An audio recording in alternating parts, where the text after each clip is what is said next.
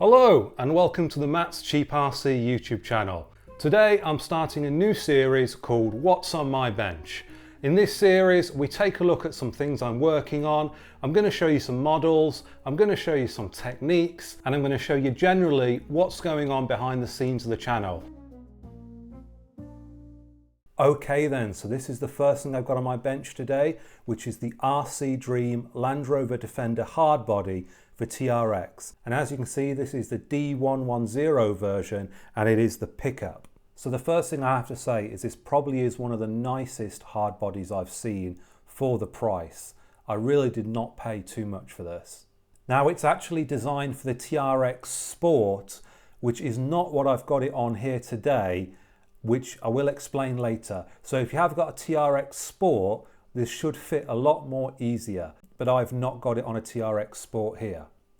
So it is actually a very nice kit. All these parts, they're not one molded hard body. All these individual parts are separate panels, which you will have to screw together using these tiny little screws. So make sure you have got a small screwdriver and make sure it's a good one. And I also recommend that's an electric one, or your hand's going to get carpal tunnel pretty soon. I mean, just on the back, we can count them. We've got 1, 2, 3, 4, and over here, 5, 6, 7, 8, 9, 10, 11, 12, 13, 14, 15, 16, and that is just on the back. So definitely get an electric screwdriver. So if you have a look here, all the doors do actually open. So the back one does open like this. You can see all of these doors open. And there I've got the GRC interior in there. Of course, the bonnet also opens. I've not got anything under there, but you can put the GRC scale engine under there. So as I said, this is the GRC interior, and RC Dream have designed the hardbody so that it does work using this interior. So as you can see, the windows are all very nice. You've got that black rubber seal already painted, so you won't have to do that. You've also got that at the front on the windscreen and on the side windows. So the details all around is pretty good. I especially like these little hinges. They're actually held in by 3 individual small screws. And those are what holds the bonnet on so you can lift it up. So it's time to talk about some things that are less good on this truck. Now, if you're just expecting to buy a hard body and put it on your TRX4, that's not really what's going to happen here. It does take a little bit of effort to fettle the pieces. Clearance is going to be an ongoing issue with this kit, especially if you have the 2-speed gearbox. It was not designed with the 2-speed gearbox in mind. So you're going to have to play around with it a little bit, remove some plastic, and try to get that clearance, try to get it to fit properly. So you can notice here, if I just open the door, you've got a bit of a clearance problem there. You see it's not closing properly at the top. So that's going to be something that's going to need sanding down so that it fits properly. The bonnet doesn't always close properly. You have to kind of like push it down and press it in, and then it will fit properly, but you have got a little bit of a panel gap here. I'm not really sure what's going on with this tailgate. If I open the tailgate, it just doesn't want to close. It is not lined up, and I need to put considerable effort to get that to close. So also the model doesn't come with a front and back bumper. I've 3D printed this one off. And if you look at the back, this is an aftermarket metal one that'll fix, but I've had to 3D print a bracket for this, which I'll show you in a moment. The thing is, like I said, I haven't used the TRX Sport as a base here. I've used something called the HB Toys Beluga, which, believe it or not, is actually a clone of the TRX New Bronco. So that may be causing some issues here. I'm not sure how different the HB Toys Beluga is to the TRX, but from what I understand, it is very close to it and is pretty much a clone. But like I said, you have got that 2-speed gearbox, and it wasn't designed with the 2-speed gearbox in mind. So there are some clearance issues there. So this one's actually a bit weird. These light surrounds and this grille, they're not what it comes with by default. It actually comes with this incredibly weird front fascia, which doesn't look like a Land Rover at all. So if you do want the actual Land Rover Defender look, you are going to have to buy those separately. They are made by RC Dream, but I don't know why they're not included in the kit. If I was going to speculate, I'd probably say that was to avoid being sued, because this is not a licensed body. This is not a licensed Defender body. So if you have a look at these lights, none of these are painted by default. You will have to paint them yourself. And for this, I just use some clear drying Tamiya paint, which looks really nice on plastic lights, and you can see through it when it dries, and it looks very realistic in my opinion. Okay, so what I'm going to do next is I'm going to take the body off the chassis, and I'll show you some of the problems I ran into and how I overcame them. So if you have a look in the middle, this is the first problem you're going to come across. That's the low profile battery tray they give you, and that's where it's supposed to fit.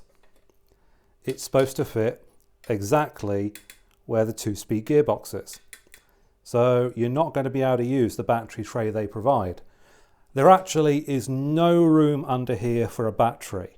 So what you're going to have to do is you're going to have to extend your ESC.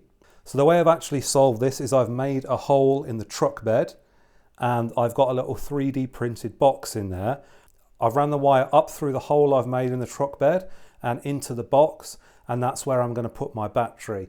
But as you can see, you can't really fit a large one in there. So that is a problem you're going to have to solve. You're going to have to try and solve where you're going to put the battery. So if you have a look where my receiver and my ESC are placed, these are not placed randomly. I had to check just for clearance exactly where I could fit those, and there was a lot of trial and error to decide where those would fit without catching the inside of the plastic body. So another problem I ran into was with the rear shock towers. For some reason the holes didn't line up with the frame rails. Now that might be because I'm using, like I said, the HB Beluga and not a real TRX Sport. So all I did there was drill some new holes in the plastic shock towers and I was okay. So you can probably see here my 3D printed mount for the rear bumper, and that's because the TRX1 won't fit on these frame rails for some reason. They are slightly too small, and the TRX ones won't fit in here. So I had to use this 3D printed one and sand these down a little bit so they fit. And you'll notice it's actually to the first bolt, not the second one, otherwise it would be too far in. So I just got the metal bumper here. That goes in up to the first bolt hole, and that makes it all line up with the body. So this at the front, these wheel wells are what the body locks into, these holes here, and this actually comes with the GRC interior kit. So I would recommend buying the GRC interior kit just so you have these wheel wells so that the body easily locks into place. Now with this, you are not going to be able to have a front mounted servo unless you remove some of this plastic here. This is a normal aftermarket TRX front bumper mount. I don't know why this one fits, but the back one don't fit. I think the frame rails are a little bit wider at the front than they are at the rear, which is very strange. So if you look at the suspension, something else I had to solve was the stock Beluga suspension was absolutely terrible and it kept binding up. I don't know what the TRX suspension is going to be like, so you might not have those problems if you use the proper TRX suspension. So what I went with in the end is I went with Cross RC 84 suspension. And I have got an example here. This is a Cross RC 84 suspension, and these are really good. They're cheap, they're very good quality, have a lot of damping. The only problem is you might notice the spring is different. These springs are very soft, and the first time I put the hard body on, it just sank down and it had absolutely no travel at all. So what I ended up doing was actually using the Beluga, I actually ended up using the Beluga springs on the Cross RC AT4 shocks, as these are a lot harder, and then that did provide me with the suspension travel that I needed. I've just got here an example of the Beluga shock. It is really not good. Like if I press that in, it doesn't even rebound. Again, that is the Beluga's problem. You probably won't have that problem if you use a genuine TRX. But I'm still not completely happy with the ride height.